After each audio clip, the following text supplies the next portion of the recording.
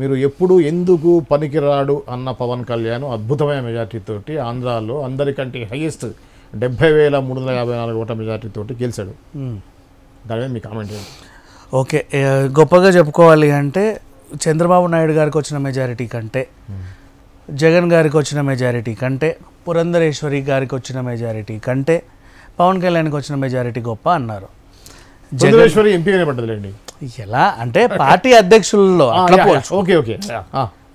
టీడీపీకి ఈయన అధ్యక్షుడు, జనసేనకి ఈయన, వైసీపీకి ఆయన, షర్మిల కంటే కూడా చెప్పుకో, షర్మిల ఓడిపోయింది అలా అట్లా పోల్చుకుంటున్నా. ఈ విధంగా చూసుకుంటే వీళ్ళందరూ వాళ్ళ సొంత నియోజకవర్గాల్లో ఎప్పటి నుంచో నిలబడి చావైనా బ్రతికైనా అక్కడే ఉన్నారు. పవన్ కళ్యాణ్ నిజంగా గాజువాకలో నిలబడి గెలిచినా, భీమవరంలో నిలబడి గెలిచినా అదొక గెలుపని ఒప్పుకోవచ్చు. కానీ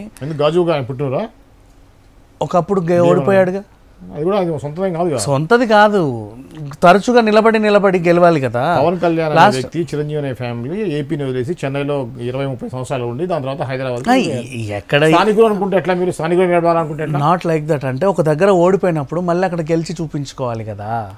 మరి మెదక్లో వచ్చేసి ఇందిరాగాంధీ నిలబడ్డది, ఒకప్పుడు నిలబడింది, వాట్ ఎవర్. ఇప్పుడు అంతెందుకు వాయనాడులో రాహుల్ గాంధీ నిలబడ్డాడు, ఎక్కడెక్కడో నిలబడతారు. తర్వాత సంగతి ఇప్పుడు ఒక దగ్గర ఇప్పుడు అమేథీలో నిలబడ్డాడు, అప్పుడు ఓడిపోయినా ఇప్పుడు గెలిచాడు కదా, మళ్ళీ అక్కడ నిలబడి గెలిచాడే కానీ అమేథీని వదిలేసి వాయనాడికి రాలి. నేనేమంటున్నాను, పిఠాపురం నిలబడ్డా, అక్కడ నుంచి కూడా నిలబడి అక్కడ కూడా గెలుచుకోవాల్సింది, దాన్ని వదిలేసావు.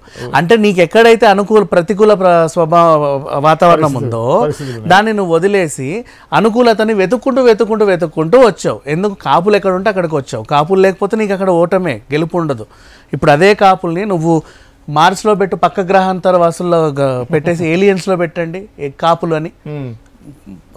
ఏలియన్స్ ఉన్నారు మార్స్లో, వాళ్ళందరూ కాపులు అని చెప్పండి. చెప్తున్నా, పవన్ కళ్యాణ్ మార్స్కి వెళ్ళి కూడా అక్కడ నిలబడతాడు. అదే చెప్తున్నా, జెన్యూన్ అని కాదు, నెవర్. ఆమె వంగ గీత సింగిల్ గా నిలబడింది, ఎక్కువ దీనికి పోలా. అండ్ ఇది చెప్పండి, పిఠాపురం చేసుకున్న కర్మ అనుకోవాలి కానీ ఈయన గెలుపని ఎలా అనుకుంటాం? పిఠాపురం కర్మ అది. ఇప్పుడు సినితారులో వైసీపీ మీద వ్యతిరేకత ఎలా ఉందంటే, వైసీపీ జెండా ఇంటి మీద ఎగిరినా కూడా గుండెల్లో వైసీపీ లేదు, సో ఇక్కడ వేయలేదు అంటున్నారు.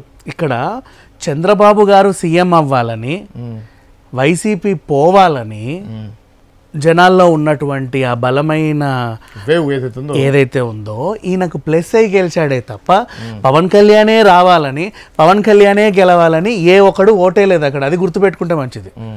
అండ్ పవన్ కళ్యాణ్కి నిలబెట్టిన 21 మందిని గెలిపించింది బాబువే. బాబు అనే నీ షాడో పవన్ కళ్యాణ్ వెనక లేకపోతే మళ్ళీ జీరోనే కదా. అయితే ఇప్పుడు మీరు చెప్పారు కదా, ఈ మొత్తానికి వ్యతిరేకంగా అనుకుంటున్నారు జనాలు.